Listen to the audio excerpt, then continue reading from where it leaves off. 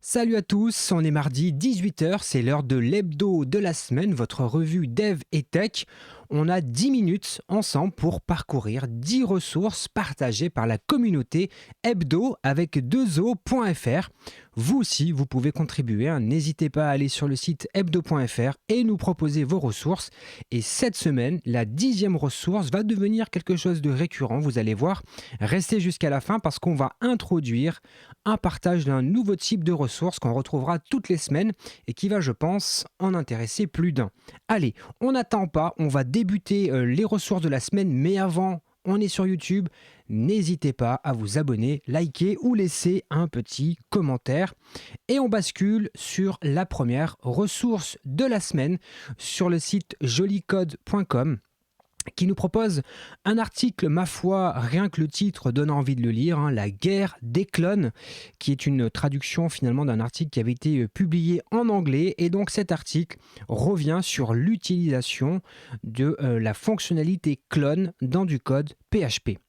Et donc, eh bien, il revient ici précisément sur comment fonctionne cette fonction clone, hein, et comment est-ce qu'elle marche et comment est-ce qu'on peut s'en servir, etc., etc.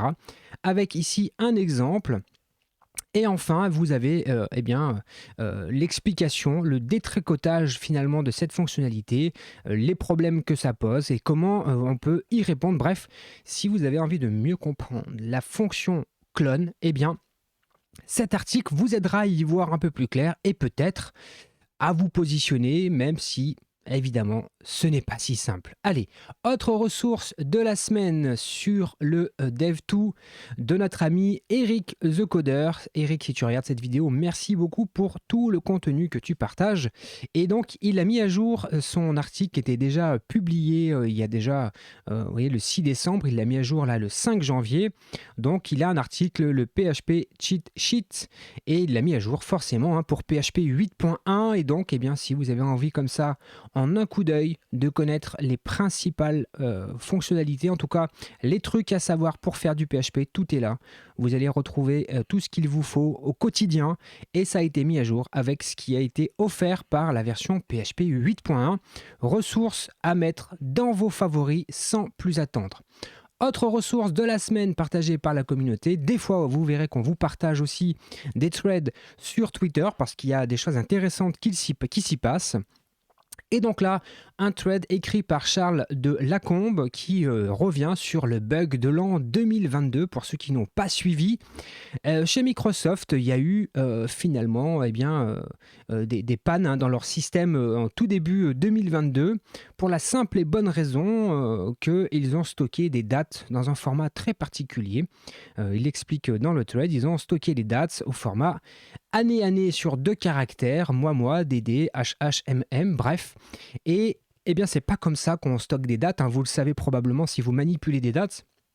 Je ne pense pas que vous stockez ça de cette manière-là. Bref, la démonstration, je vous laisserai aller évidemment, hein, consulter le thread, mais concrètement, de par la construction, eh bien, c'était impossible d'aller au-delà de 21, etc., etc. Sauf qu'on est passé en 2022 et eh ben, c'est le drame puisque eh bien, tout s'arrête, plus rien ne fonctionne, on ne peut plus passer au-delà de 2021. Bref, Microsoft a dû forcément corriger ça en urgence, hein, mais voilà, c'était un thread assez intéressant et ça nous fait aussi nous poser la question qu'on doit stocker les dates de la bonne manière et pas n'importe comment parce que ça peut poser de gros soucis. Allez, autre ressource de la semaine, c'est là sur le site bleepingcomputer.com, mais on va regarder la ressource d'après qui est directement connecté à ça, mais j'imagine que si vous êtes intéressé au monde de l'open source, vous avez dû nécessairement en entendre parler, voire même si vous n'êtes pas forcément intéressé par l'open source, mais que vous êtes utilisateur de librairies NPM, notamment Colors et Faker, eh bien peut-être que vous vous êtes aperçu que ces librairies ont été corrompues volontairement par leurs auteurs. Et bien si on veut en apprendre un peu plus, on va switcher sur la ressource d'après, un thread pareil Twitter, hein, de Alex Mogg et qui vient de nous expliquer finalement quelle était l'origine de ça. Et en fait, ce sont des librairies open source qui ont commencé à déployer des versions non fonctionnelles avec des messages ciblés envers les 500 fortunes les plus grosses, hein. Et l'idée, c'était de leur dire, bah, écoutez, vous êtes bien sympa, les 500 plus grosses boîtes de la planète, d'utiliser nos projets open source, mais à un moment donné, s'il vous plaît, on veut que vous participiez d'une façon ou d'une autre, monétaire ou autre. Et donc, c'était finalement une façon d'interpeller, de mobiliser. Sauf que ce qui s'est passé et qui n'était pas forcément prévu, c'est que en fait, on a GitHub qui est géré par Microsoft, qui est intervenu, qui a bloqué les comptes de certains contributeurs open source qui étaient propriétaires du dépôt et qui ont enlevé la version qui était volontairement corrompue. Donc, ça pose aussi la question de où est-ce que l'on met les sources des logiciels open source, puisque quand on les livre à un dépôt sur lequel on peut se faire ban du jour au lendemain, ça pose des vraies questions, notamment hein, sur la propriété du code et qu'est-ce qu'on peut en faire, etc., etc. Bref, ça pose plein de questions et d'ailleurs, je serais très curieux de lire un petit peu vos retours, votre avis sur cette affaire. Venez dans les commentaires, je pense qu'il peut y avoir une discussion extrêmement intéressante, donc vraiment, j'ai hâte de vous lire. Allez, autre ressource de la semaine sur le blog link-value.fr qui nous a fait un super listing des conférences professionnelles dans la tech et le monde du travail pour 2022, l'année qui débute. On est le 11 janvier aujourd'hui. Et donc là, vous avez un grand calendrier des grandes conférences habituelles, hein. Vous voyez ici la Symfony Live Paris, ici Devox. Qu'est-ce qu'on en a? Voilà, on a plein de choses très intéressantes. Donc n'hésitez pas. Ici, la FUB Day, pour ceux qui aiment bien le PHP, c'est des éléments incontournables.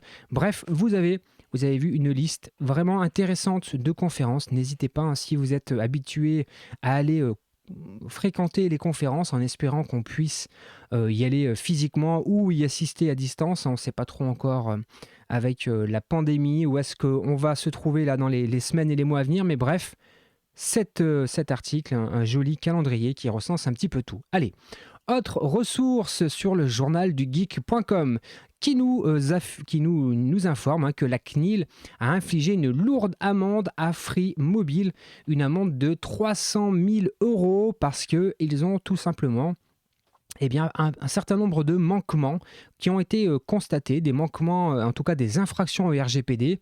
Et donc, c'est une façon aussi hein, pour la CNIL de dire, regardez, c'est pas parce qu'on est free et qu'on est l'une des plus grandes entreprises françaises qu'on peut passer entre les mailles du filet et que donc, il est temps de se mettre en conformité.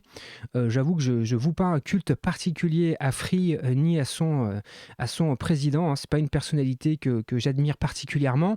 Et donc, c'est bien, je trouve, moi, que la CNIL vient de s'attaquer à ces entreprises-là pour leur rappeler les obligations qui sont les leurs. Et 300 000 € hein, sur un chiffre d'affaires de 2,1 milliards, finalement, c'est pas cher payé pour avoir enfreint les réglementations RGPD. Donc, je ne sais pas ce que vous en pensez. N'hésitez pas à venir aussi en commentaire à nous dire ce que ça vous évoque chez vous.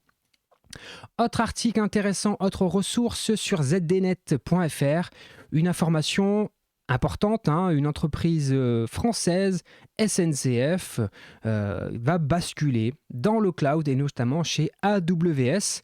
Leurs 7000 serveurs physiques et virtuels, les 250 applications de E-Voyageurs SNCF vont basculer dans le cloud à la sauce AWS. Et est-ce que c'est une bonne nouvelle? Est-ce que c'est une mauvaise nouvelle? Je ne sais pas. Moi, je pose la question hein, toujours, pourquoi choisir AWS? Est-ce qu'on n'aurait pas pu trouver une solution européenne? Est-ce que c'est pas intéressant pour une entreprise de service public, d'une certaine façon, comme la SNCF, d'essayer de rester dans des solutions françaises ou européennes hein, si on ne trouve pas un équivalent en France? Ça pose quand même une vraie question et cette question-là du cloud souverain européen finalement qui est sous-jacent à cette affaire-là, c'est une vraie question qu'il faut se reposer régulièrement. Je sais que parmi ceux qui regardent ces vidéos, il y a des gens qui sont particulièrement attachés à la notion de souveraineté des données. Là, ça pose une vraie question hein, pour la SNCF. Voilà, venez aussi en commentaire. Cette semaine, il faut venir en commentaire. Il y a plein de sujets sur lesquels on peut discuter et qui sont vraiment intéressant. Et enfin, dernière ressource avant de vous présenter la toute dernière qui va faire son apparition chaque semaine, un article sur lestilleuls.coop. Je ne les présente même plus, logiquement vous savez qui ils sont. Un article très intéressant sur la question des requêtes de pré-vérification corse grâce à la négociation de contenu. En gros, le parti pris de cet article, c'est de dire que le CORS nuit aux performances et eh bien, quelle est la solution finalement pour améliorer les performances dans les API REST. Eh bien, cet article va vous apporter des pistes et des solutions et en tout cas vous faire vous poser des bonnes questions. Donc vraiment une ressource intéressante. Et enfin, la dernière ressource que je veux vous partager cette semaine et qu'on va retrouver chaque semaine. Chaque semaine, je vais vous proposer une offre d'emploi que j'aurais sélectionnée ou en tout cas que j'aurais trouvée intéressante et qui proviennent du site mylittleteam.com. On aura l'occasion de reparler de cette plateforme de recherche d'emploi que je trouve particulièrement intéressante. C'est eux qui m'ont contacté pour me demander si j'étais intéressé par leur plateforme et effectivement, on aura l'occasion d'en parler, mais ils ont des critères de recherche, notamment sur sur les activités, est-ce que ce sont une entreprise sociale, écologique, des choses comme ça, ou sur le type de relation au travail, ou est-ce que c'est une entreprise qui est inclusive, est-ce que c'est safe, etc. Bref, vraiment centré sur les relations humaines, ça change un petit peu de ce qu'on peut trouver sur d'autres plateformes, et donc avec plaisir, je vais partager chaque semaine une offre d'emploi que j'aurais sélectionnée un petit peu dans leur proposition. Et cette semaine, c'est une proposition d'emploi pour un dev full stack confirmé pour une boîte qui s'appelle Actios.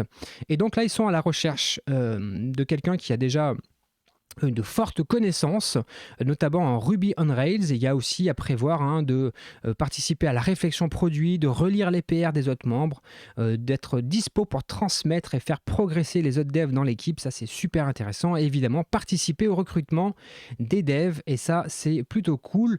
Bref. Allez checker le lien si vous êtes développeur Ruby on Rails, que vous souhaitez évoluer vers quelque chose d'intéressant dans une boîte intéressante.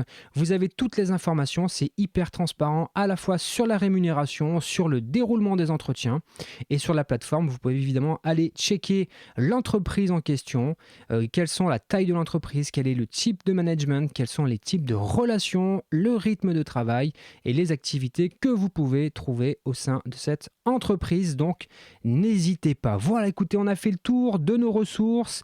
Merci pour votre participation chaque semaine sur hebdo.fr. Vous êtes de plus en plus nombreux à proposer des actualités, ce qui nous permet d'avoir une revue de plus en plus intéressante. Vous êtes aujourd'hui 326 membres sur hebdo.fr. Merci beaucoup.